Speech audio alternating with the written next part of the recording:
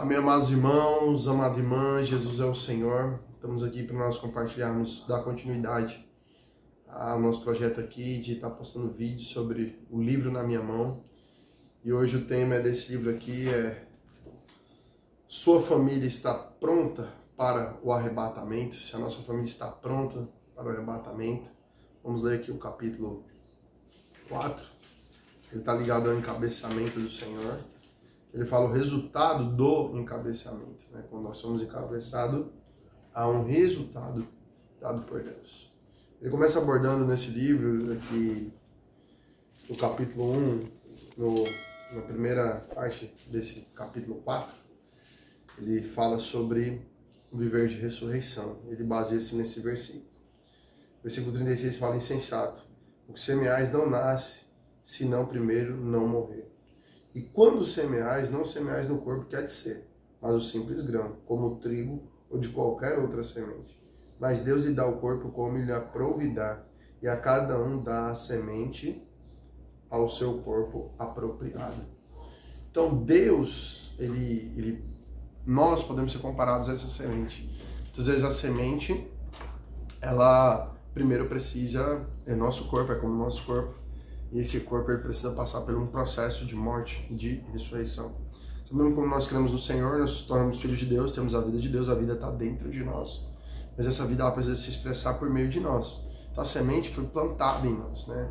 Nós lemos ali em Mateus 13 que a semente é a palavra de Deus. Mas ela não pode ser só depositada na terra, ela precisa romper, quebrar essa casca. Essa semente ela é enterrada.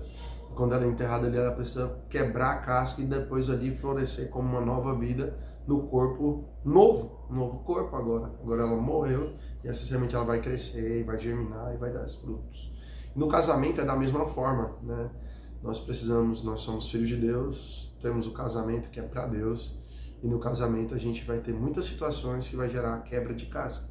E essa quebra de casca é um pouco dolorosa, né? Por quê? Porque ela vai quebrar a nossa natureza que é terrena e vai nos difundir, nós vamos ser transportados para uma natureza celestial. Talvez o casamento ele não tenha muita expressão do Senhor no início. Claro, se você já casou, você já é cristão, você já passou por um trabalhar, tem uma certa expressão, mas esse casamento a cada dia precisa expressar Deus mais e mais. Aí em 2 Coríntios, ele vai falar um pouco também, ele vai trabalhar o livro de Coríntios, e ele vai direcionar alguns capítulos do livro de Coríntios, podemos falar o capítulo 1, capítulo 2, um pouco do capítulo 5, para o casal.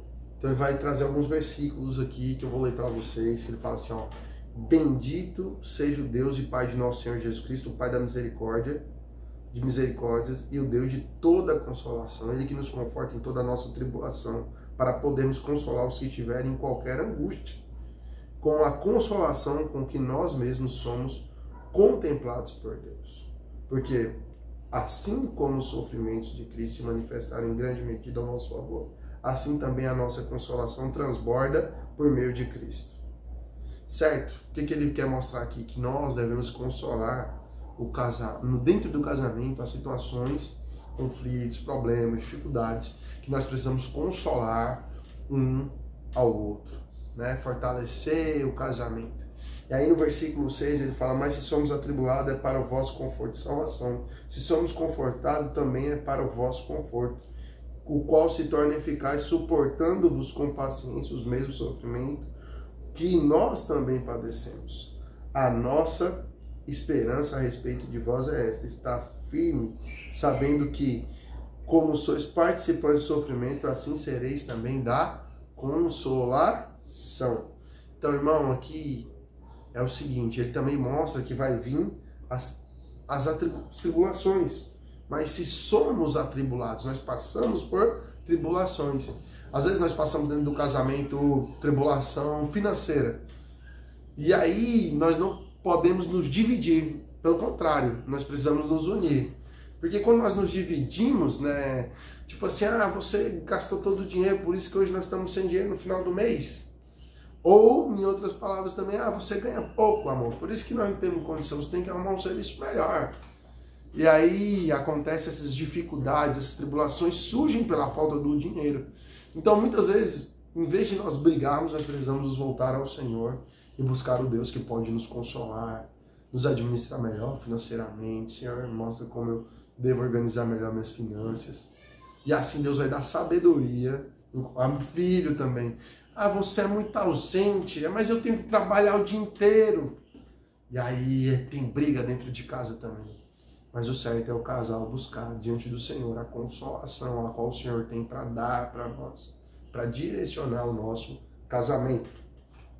Versículo 8 fala assim: porque não queremos, irmãos, que ignoreis a natureza da tribulação que nos sobreveio na Ásia, porque foi acima das nossas forças, a ponto de desesperarmos até da própria vida. Contudo, já em nós mesmos tivemos a sentença de morte, para que não confiemos em nós, e sim no Deus que ressuscita os mortos. Esses dois versículos aqui também, irmão, tem um cerne, né, aqui do processo de morte e ressurreição. É top, muito legal. Por quê? Porque ele mostra o seguinte, irmãos. Paulo vem uma tribulação muito grande sobre ele. E ele desesperou da própria vida, que viu que nele mesmo a sentença era a morte. Ele falou assim, olha, não tem condição, eu vou morrer. Mas ele não confiou nesse sentimento, mas confiou no Deus que ressuscita os mortos, ou Deus da ressurreição. Nós gostamos de ver um Deus glorioso, um Deus maravilhoso. E ele é mesmo maravilhoso, grande, mas ele também é um Deus de ressurreição. Ele garante que o processo que você passa da morte para a vida. Só que a morte é um pouco dolorosa. E nós precisamos experimentar esse Deus no meio dessa morte para a ressurreição. Então, Paulo passou por uma grande tribulação, e quando ele olhou para ele mesmo, falou, em mim a sentença já é de morte, mas eu não confio em mim. Sabe, irmão, nós não podemos confiar em nós mesmos, nós precisamos confiar no Senhor. O casal precisa confiar no Senhor. Por mais que sejam grandes as tribulações, por mais que sejam grandes as dificuldades, precisamos confiar no Senhor e voltar para esse Deus que ressuscita os mortos. Amém? Aí ele fala assim, Senhor Jesus. Aí ele fala assim, o qual nos livrou no passado e nos livrará de tão grande morte. Então eu te falo mais, ele nos livrou, nos livra e nos livrará. Senhor Jesus, de tão grande morte em que temos esperado ainda, continuará a livrar-nos.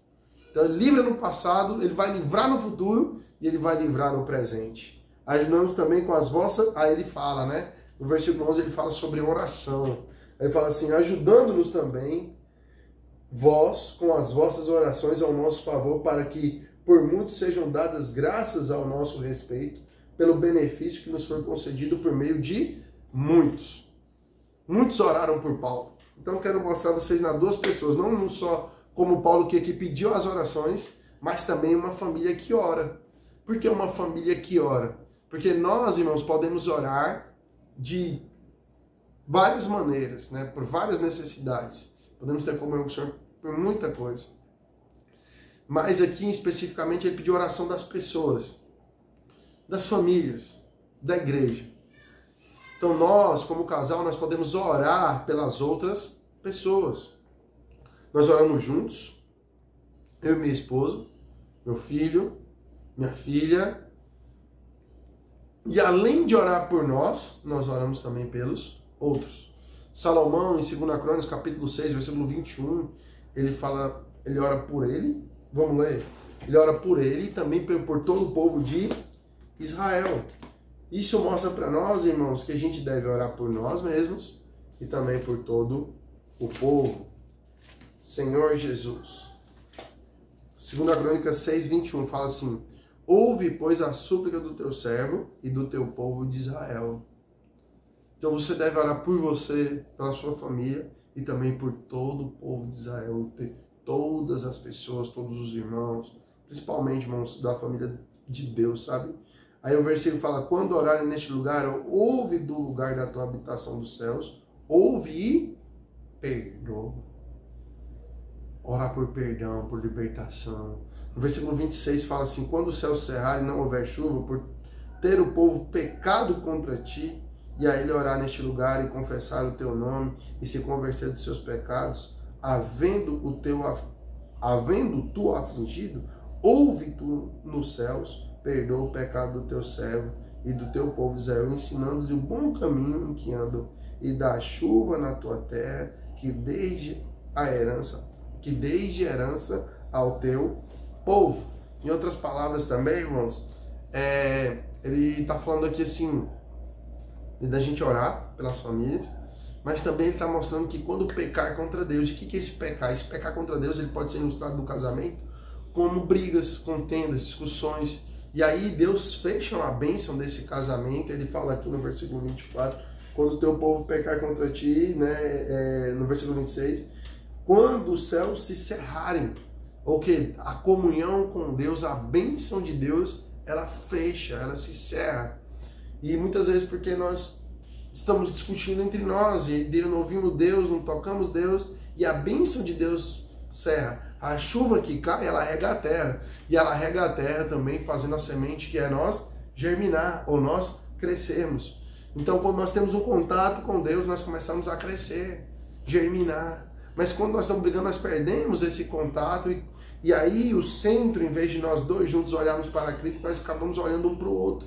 E aí vai ficar aqui tudo na esfera terrena. Mas quando os dois olham para o Senhor, nós conseguimos mudar essa esfera e ir para uma esfera celestial. Tocar Deus, desfrutar da presença de Deus.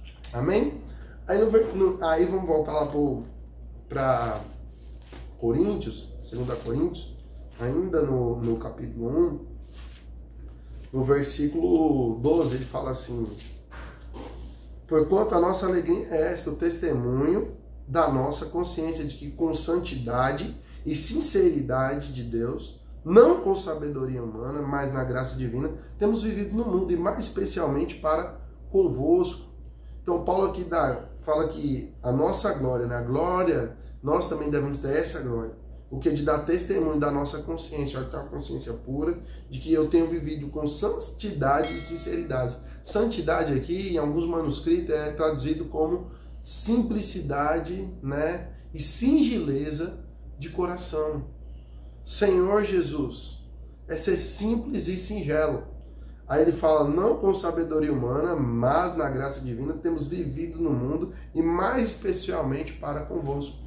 Nós devemos ter um viver, irmão, simples e singelo e santo, buscando uma vida de simplicidade, ser pessoas simples, não ser pessoas complicadas. Senhor Jesus, pessoas que brigam são pessoas difíceis, são pessoas que não são simples.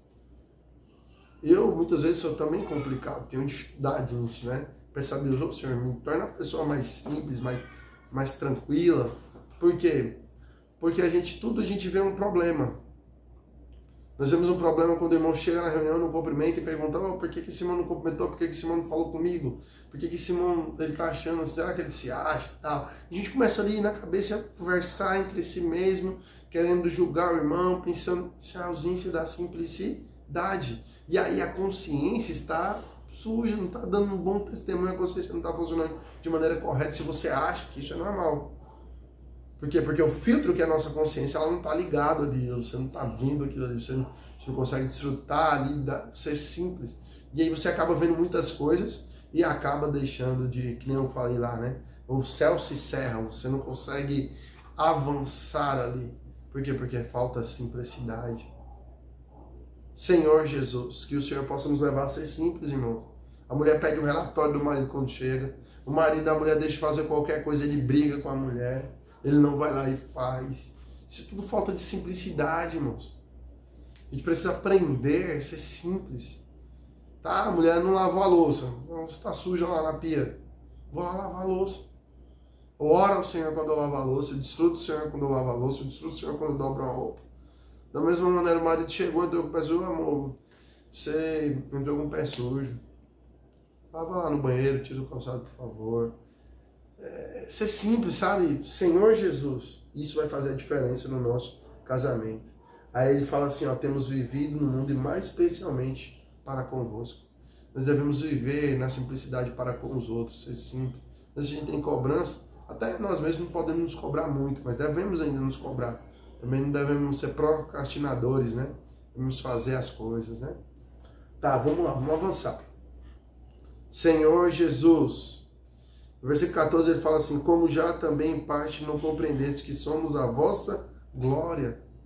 A vossa glória, né? Ele está falando que ó, nós, os apóstolos aqui, eu apóstolo, sou a vossa glória. E vocês também são a minha glória. Ele fala que os crentes, eles são a coroa, né? São o nosso galardão. Então, ó, minha esposa é a minha glória. Senhor Jesus. O meu esposo é a minha glória. Eu cuido dele porque ele é a minha glória. Ele é a bênção que Deus preparou para mim. Ela é a bênção que Deus preparou para mim. Amém? Senhor Jesus. Senhor Jesus. Aqui também no versículo 19, no versículo 20 ainda do capítulo 1, fala assim, porque quantas são as promessas de Deus, tantas que tem nele o sim, porquanto por ele é o amém para a glória de Deus por nosso intermédio. Senhor Jesus. Mas aquele que nos confirma conosco em Cristo é o que nos ungiu, é Deus, que também nos selou, nos deu o penhor do Espírito em nosso coração. Eu, porém, por minha vida, tomo a Deus por minha testemunha de que para vos poupar, não tornei ainda a Coríntios.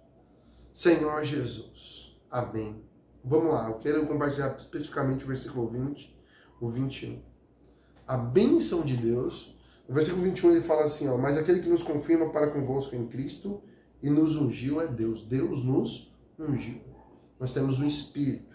O versículo 21 fala que nos selou e nos deu também o penhor do Espírito em nosso coração. Irmão, quando nós passamos por qualquer coisa, por qualquer dificuldade, você tem que olhar para o Senhor, porque quantas são as promessas de Deus? Tantas tem nele o sim e o amém. Para fora de Deus, irmãos, nós não temos promessas, nós não temos bênção fora de Deus. A bênção nossa está no Senhor, porque no Senhor nós temos o sim dele. Ele nos convida e ele confirma as coisas que nós fazemos através dele pela unção, que é o Espírito, que é o penhor que está dentro de nós. Amém? Senhor Jesus.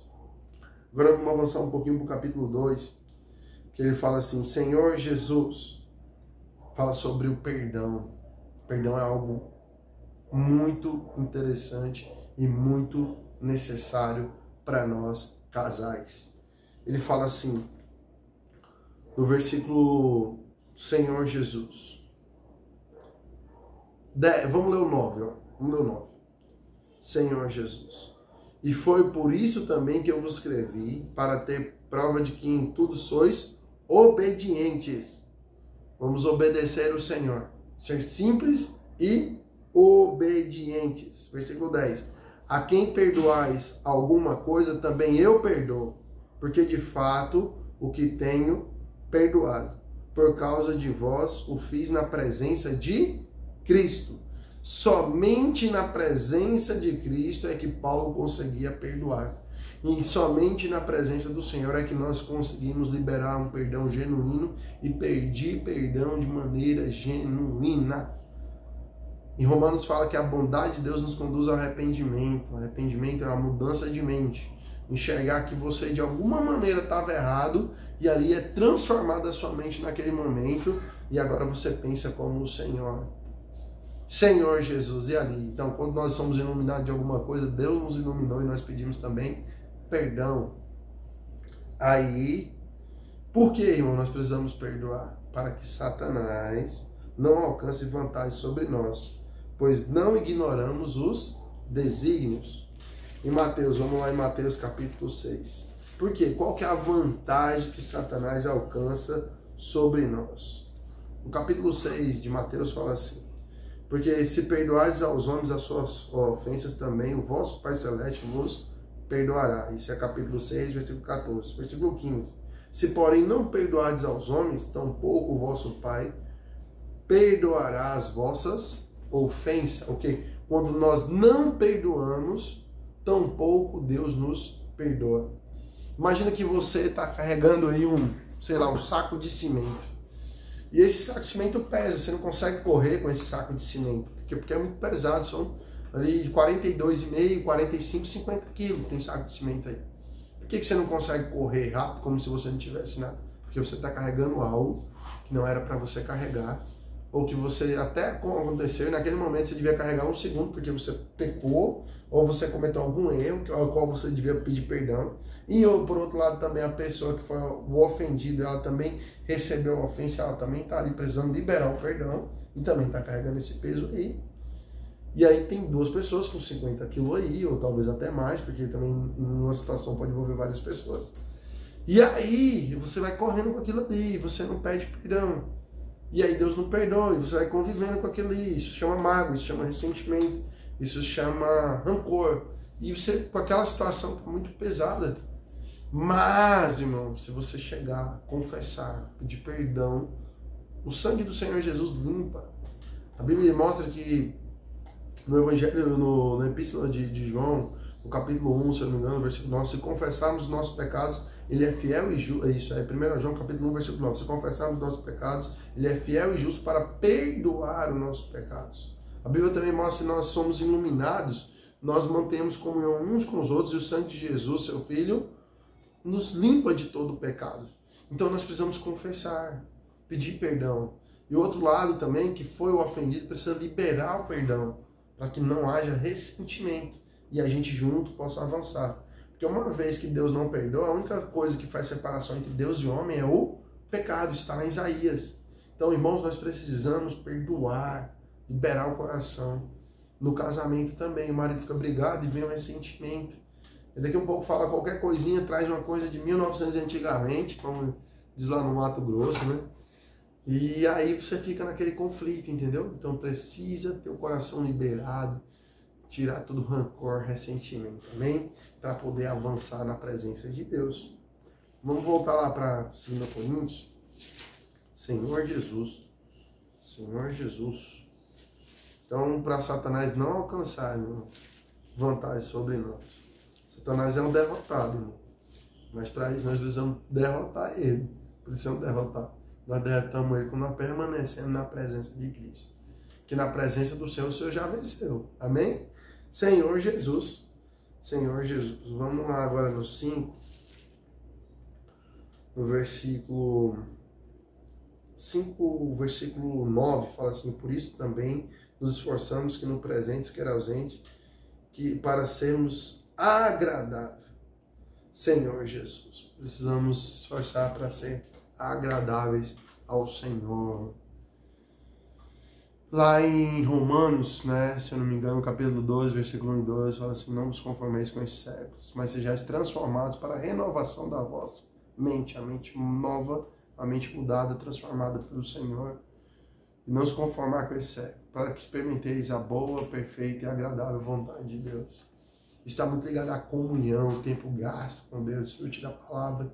O casal precisa desfrutar, irmãos, da palavra, desfrutar juntos, desfrutar individual, tocar o Senhor, né? Experimentar Deus no carro, lavando a louça, tudo, irmãos. Porque se a gente desfruta o Senhor, pode vir tribulação, dificuldade, a gente consegue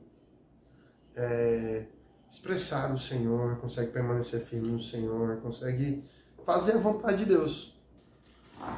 E aqui, Senhor Jesus, Senhor Jesus, ele mostra uma coisa interessante no livro que eu queria ler para os irmãos, que é para a gente, é uma parte conclusiva aqui. O subtítulo, ele fala sobre agradar o Senhor, e ele traz uma experiência aqui para ilustrar. Ele fala assim: para ilustrar o que dissemos, há uma história de um escravo adquirido em um leilão, que logo após recebeu de seu novo senhor uma carta de alforria concedendo-lhe a liberdade. O escravo então partiu, porém retornou pouco depois. O homem que lhe dera a liberdade não compreendeu e questionou a respeito. O escravo lhe disse que ninguém teria o libertado. Por essa razão, agora, de livre e espontânea vontade, serviria a quem o comprou e o libertou. Será que temos esse coração em relação ao nosso Senhor ou desejamos ir? Que desejamos? Servir o nosso amado Deus todos os dias? Uma vez encabeçados em Cristo e confirmados no Espírito, podemos declarar assim: nós que daqui por diante a ninguém conhecemos segundo a carne. Se antes conhecemos Cristo segundo a carne, já agora não conhecemos desse modo. Está no Romanos capítulo 5, versículo 16. Nós não conhecemos mais o nosso Senhor segundo a carne. Nós agora desejamos servir o nosso Senhor. Por quê? Porque o nosso Senhor nos libertou. E Ele nos libertou, né? E a Bíblia mostra, né? Somos livres em Cristo Jesus. Mas, claro, não podemos abusar dessa liberdade para dar ocasião para a carne. Precisamos servir a Deus, tocar o Senhor, desfrutar da presença de Deus. Assim, não vale, irmão, nós estamos aqui, nós somos salvos pela graça. A graça do Senhor nos salvou, nos redimiu, perdoou os nossos pecados. Mas hoje, irmão, não há nada melhor, mesmo nessa graça, do que buscar esse reino servindo ao próprio Deus. Senhor Jesus, precisamos, irmãos, agora ser novas criaturas, né? Senhor Jesus, aqui no 5,17 fala assim: Senhor Jesus, se alguém está em Cristo, é nova criatura, e as coisas antigas já passaram, e eis que se fizeram nova todas as coisas. As coisas antigas, irmão, quem nós éramos, nós já não somos mais. Nós temos um Senhor, nós servimos ao Senhor, nós temos uma nova vida. Nós já podemos viver essa vida de ressurreição. Senhor Jesus, porque nós estamos em Cristo, nós somos novas criaturas de Cristo. O casal é uma só, porque Deus fala que os dois, ambos são uma só carne. Então nós somos um, né, como homem e mulher. Mas nós somos nova criatura em Cristo Jesus. Amém? Esse é o capítulo 4. Deixa aqui, inscreve no canal, deixa aqui o teu joinha, o teu like. Espero que esse vídeo possa ter abençoado você, sua casa, sua família. Que você possa ter esse viver no seu casamento, né, de uma família encabeçada pelo Senhor, desfrutando da presença de Deus. Amém? Jesus é o Senhor.